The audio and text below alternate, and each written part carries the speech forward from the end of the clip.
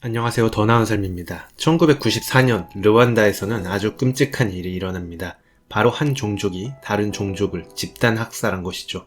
무려 100일간 최소 50만에서 100만 명이 살해당합니다. 무슨 일이 있던 것일까요? 오래전부터 르완다에는 후투족이란 농경민족과 목축 문화를 기반으로 살던 투치족이 함께 살고 있었습니다. 이들은 서로 결혼도 하고 교류하면서 두 종족은 서서히 융화되었죠.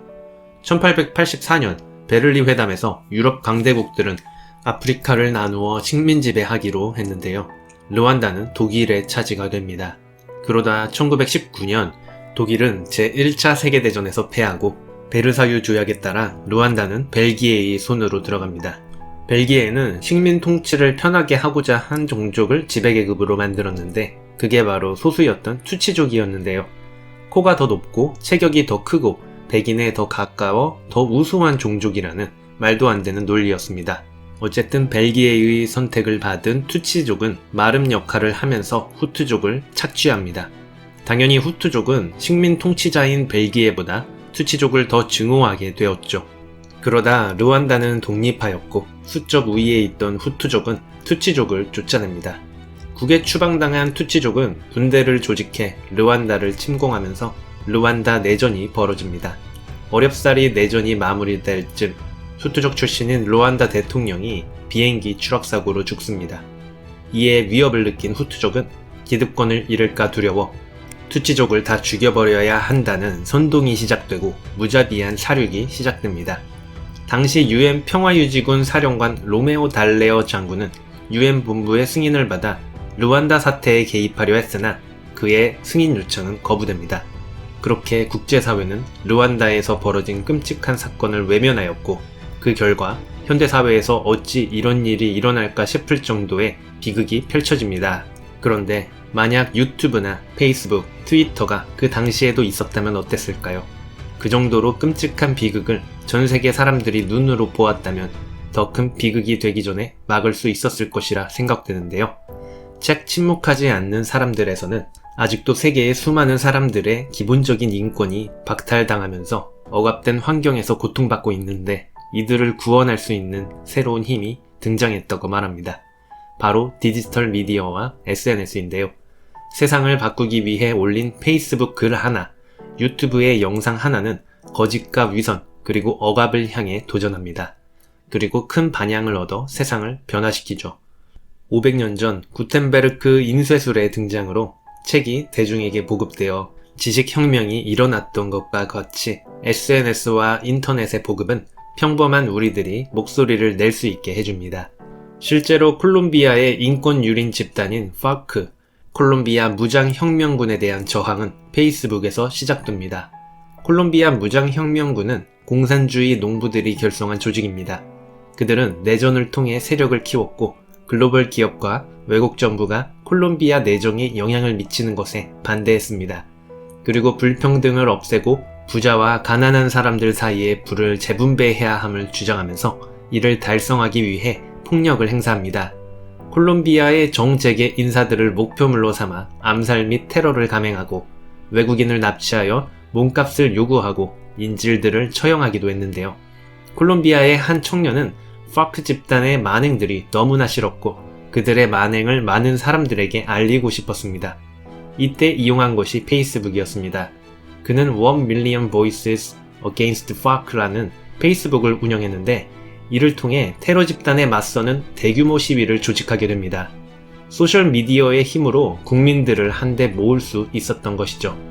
2008년 콜롬비아의 24개 도시와 전 세계 104개 도시에서는 FARC에 대항하는 가두행진을 벌이고 그들의 상습적인 납치에 대해 강력한 저항을 합니다.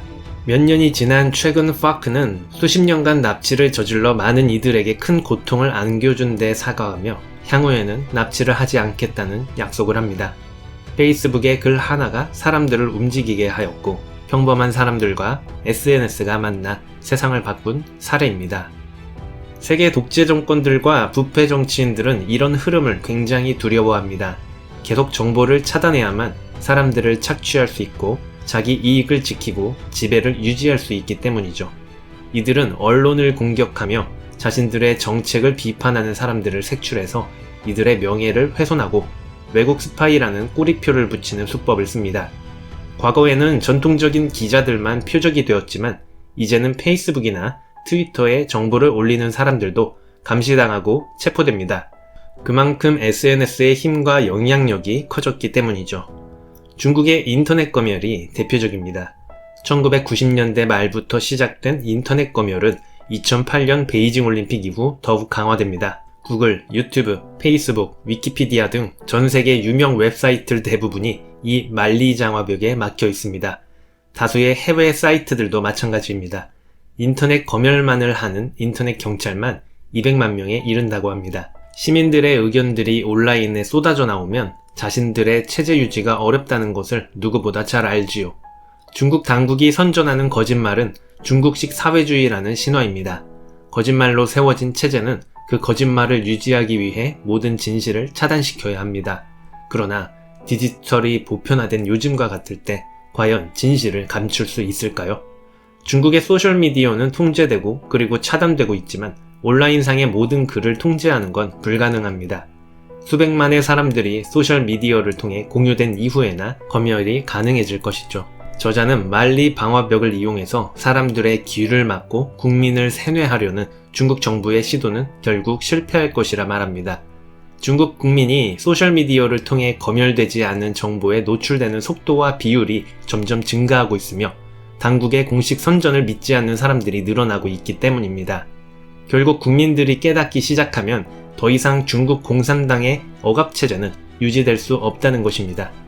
우리가 인간인 이상 인간의 존엄성과 기본권이 박탈당하는 모습을 그냥 지나치지 못합니다. 중국의 미래 세대가 만리 방화벽을 무너뜨리고 자유를 축하할 그날을 위해서 모두의 관심이 필요합니다. 북한의 경우 중국보다 더욱 심각한 인권 유린 국가입니다. 전 세계에서 가장 폐쇄적이고 철저히 통제된 사회입니다. 북한 주민들은 인권이 무엇인지도 모르고 자유가 무엇인지도 모른 채로 살고 있습니다. 철저히 통제되고 정보가 차단되어 있는 사회이기 때문이죠. 예를 들어 북한에서는 얼굴이 예쁜 소녀가 14살이 되면 인민위원회에 등록됩니다. 그리고 16살에서 17살까지 미모가 유지되면 평양에 착출돼 특별 숙소나 당 간부 전용 병원에서 일하게 됩니다. 말도 안 되는 여성 인권 침해이지만 북한 사회에서는 딸이 평양에 보내지면 이를 영광으로 여깁니다. 보편적 인권이 존재하지 않는 곳입니다. 그런데 그들은 저항조차 없습니다.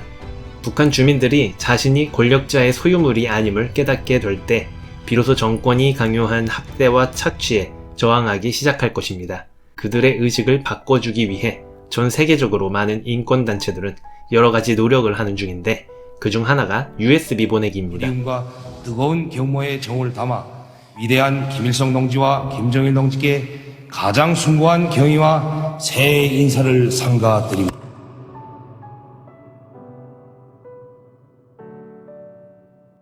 기증받은 USB에 북한 외부의 생활을 담아 드론, 열기구, 물병 등을 통해 북한에 전달되고 있습니다.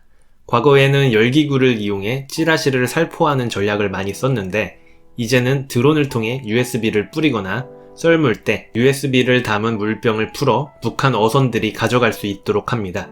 북한 어부들이 이를 건져 장마당에서 팔면 북한 주민에게 새로운 세계관과 인간의 보편적 가치에 대해 알릴 수 있습니다.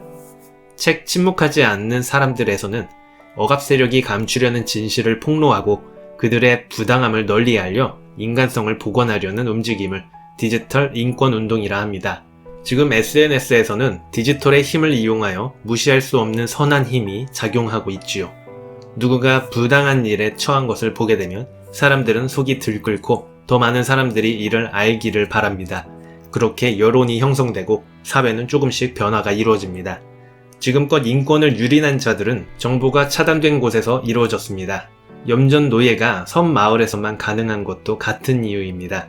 인터넷이 가능하고 모두가 스마트폰으로 사진을 찍어 폭로할 수 있는 사회가 되면 염전 노예와 같이 끔찍한 인권 유린은 유지되기 힘들겠죠. 우리 모두의 손에서 인류 역사에서 전례를 찾기 어려울 만큼의 자유로운 미래가 달려 있습니다. 이제는 위기나 긴급 상황이 발생했을 때 더 이상 정부나 국제조직이 나서서 무언가 해주기를 기다릴 필요가 없습니다. 인터넷을 통해 우리 모두가 나설 수 있게 되었습니다. 이제는 우리 모두가 작은 언론입니다. 이 작은 언론들은 사회를 바꾸고 자유를 추구할 수 있습니다. 그리고 빛이 보이지 않는 곳까지 살필 수 있게 되었고 우리는 꼭 그래야만 합니다. 이상 더 나은 삶이었습니다.